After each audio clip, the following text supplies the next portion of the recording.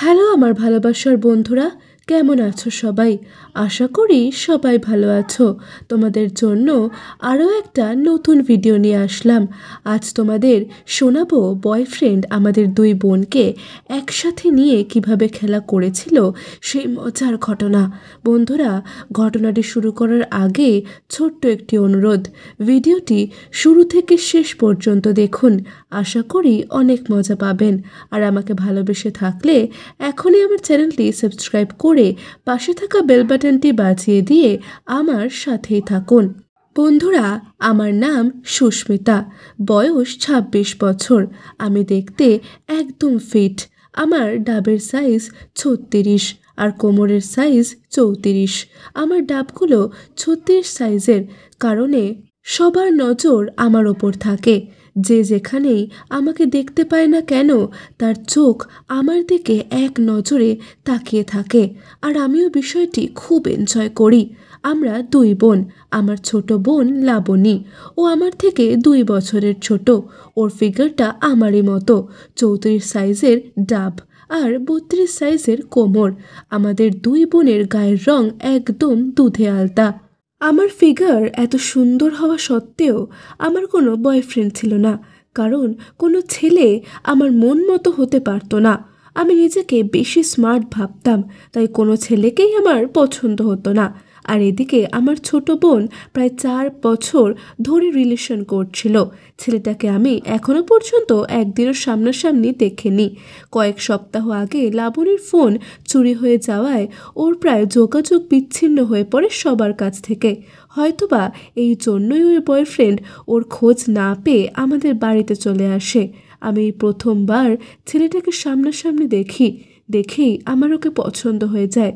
যেহেতু আমার বোনের বয়ফ্রেন্ড আরও অনেক দিন ধরেই রিলেশনশিপ করছে, তাই আমি কিছু বলতে পারি না। দরজা খোলার পর ও আমাকে সালাম দিয়ে জিজ্ঞাসা করলো, লাবণী বাসায় আছে? আমি বললাম, হ্যাঁ আছে। তুমি রাকিব না? তোমার কথা লাবণীর মুখে অনেকবার শুনেছি। আসো আসো, ভিতরে আসো। রাকিব এমন সময় আমাদের বাড়িতে আসে যখন কিনা আমার মা বাবা দুজনেই বাইরে ছিল। আর আগামী ৩-৪ দিন তাদের ফিরে আসার কোনো সম্ভাবনা নেই, কারণ তারা ১ সপ্তাহের জন্য অফিসিয়াল ট্যুরে গেছে। আমি রাকিবকে লাবণীর ঘর দেখিয়ে দিলাম আর নিজে রান্নাঘরে চলে গেলাম ওর জন্য কিছু নাস্তা বানাতে। মিনিট ১০ পর আমি ওদেরকে ডাক দিলাম। একটু দেরি করে ওরা ওদের রুম থেকে বের হলো। আমি খেয়াল করলাম লাবণীর লিপস্টিক লেপ্টে গেছে, চুলগুলো এলোমেলো, আর সব থেকে বড় কথা, রাকিবের ঠোঁটে লাবণীর লিপস্টিক লেগে আছে। আমি প্রথমে ওদেরকে কিচ্ছু বলি না। নাস্তা খাওয়া শেষে রাকিব আমাকে বলে, আপু, আমি লাবণীর জন্য একটা ফোন কিনে এনেছি। আপনি যদি পারমিশন দেন তাহলে আমি এটা ওকে দিতে চাই। আমি ওকে নিষেধ করলাম, কারণ এই ধরনের গিফট নেওয়া আমাদের ফ্যামিলিতে নিষিদ্ধ।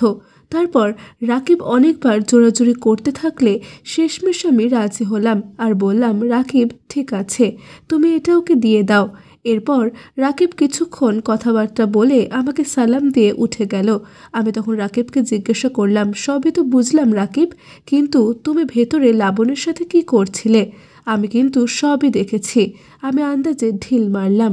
ওদের হাবভাব দেখে আমার কাছে মনে হয়েছিল ওরা অবশ্যই একে অপরকে জড়িয়ে ধরে আদর করছিল, হতে পারে একটু টিপাটিপিও করছিল। আমার এই কথা শুনে রাকিব আর লাবণী দুজনেরই চোখ বড় বড় হয়ে গেল। রাকিব একবার আমার দিকে তাকাচ্ছিল, একবার লাবণীর দিকে তাকাচ্ছিল। আমি রাকিবকে বললাম, আমার কাছে এসো।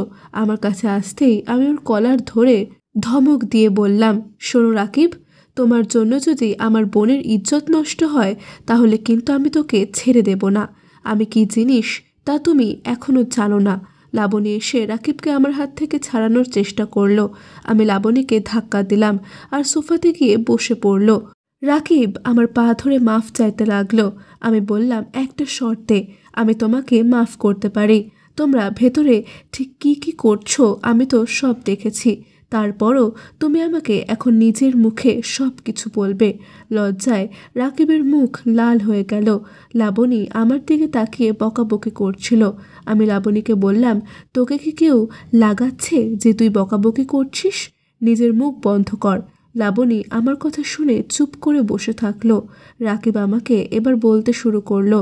আমি ভিতরে গিয়েই লাবণীকে প্রথমে জড়িয়ে ধরি। তারপর আমি ওর ঠোঁটের উপর আমার ঠোঁট নিয়ে অনেকক্ষণ ধরে আদর করি। এই সময় আমার হাত ওর ডাবের উপর ছিল আর ওর হাত আমার খেলোয়াড়ে। আমি দু হাতে ডাব দলাই মলাই করছিলাম আর লাবণী আমার খেলোয়াড়টা ধরে নাড়াচ্ছিল। তারপর আমি লাবণীর মাথা ধরে ওকে নিচে নামিয়ে দিলাম আর আমি দাঁড়িয়েছিলাম। এরপর আমি লাবণীর মুখের ভেতর আমার ওটা চালান করে দিলাম আর সাথে সাথে লাবণী ওটাকে খুব জোরে জোরে আদর করতে লাগলো। লাবণী যখন খুব জোরে আদর করছিল ঠিক তখনই আপনি আমাদেরকে ডাক দেন। আমি পুরোটা শুনতে শুনতে বেশ গরম হয়ে উঠলাম। এইগুলো শোনার পর কেমন জানি আমার পুকুরে হালকা হালকা জল আসতে শুরু করলো। আমি রাকিবকে বললাম, কই দেখি তোমার কি এমন খেলোয়াড় যা দেখে লাবণী আর নিজেকে সামলাতে পারল না। রাকিব কোনোভাবেই ওর খেলোয়াড় দেখাতে চাইছিল না, তাই আমি গিয়ে নিজে হাতেই ওর খেলোয়াড়টা বের করলাম। দেখি তখন লাবণীর লিপস্টিক ওতে লেগে আছে। আমি লাবণীকে ধমকের সুরে ডাক দিয়ে বললাম, আসেন এবার একটু আমার সামনে আদর করেন। লাবণী কোনো কথা না বলে ভয়ে ভয়ে কাছে এসে রাকিবের খেলোয়াড়টা ধরে আমার দিকে এক দৃষ্টিতে তাকিয়ে থাকলো। আমি ওর মুখে একটা চড় মেরে বললাম, আদর কর, নয়তো তোকে কিন্তু আজ আমি মেরেই ফেলবো। এরপর লাবণী মনের সুখে আদর করতে শুরু করলো। আদর করতে করতে প্রায় 1 মিনিটের মধ্যেই রাকিবের খেলোয়াড়টা অনেক বড় হয়ে গেল। দেখতে প্রায় 8 ইঞ্চি লম্বা আর 3 ইঞ্চির মতো মোটা হবে। এটা দেখে আমারই লোভ লাগলো, তাই আমি ওর দিকে যেতে লাগলাম। আমি এবার হাঁটু গেড়ে বসে ওর খেলোয়াড়টা ধরে নিজের মুখে নিয়ে আদর করতে লাগলাম। ভিডিওতে আমি এইসব অনেকবার দেখেছি, কিন্তু বাস্তবে কেবলমাত্র লাবণীকেই দেখলাম এভাবে আদর করতে, কিন্তু কখনো নিজেইভাবে আদর করতে পারিনি। আজ প্রথমবার কোনো খেলোয়াড়ে আমি এভাবে আদর করি। এভাবে আদর করতে পারার আনন্দে আমার সারা শরীর শিহরণ বয়ে গেল। আদর করতে করতে প্রায় 5 মিনিট পর রাকিব আমাকে বলে, আপু আমি আর পারছি না। এরপর আমি রাকিবকে ইশারা করলাম আমার বেডরুমের দিকে যেতে। লাবণী ও আমাদের পেছন পেছন এলো। বেডরুমে ঢুকে আমি লাবণী আর রাকিবকে বললাম, তোমরা সম্পূর্ণ উন্মুক্ত হয়ে যাও। এই বলে আমি নিজে উন্মুক্ত হয়ে গেলাম। এখন আমরা 3টে মানুষ একদম আদিম রূপে দাঁড়িয়ে আছি একে অপরের সামনে।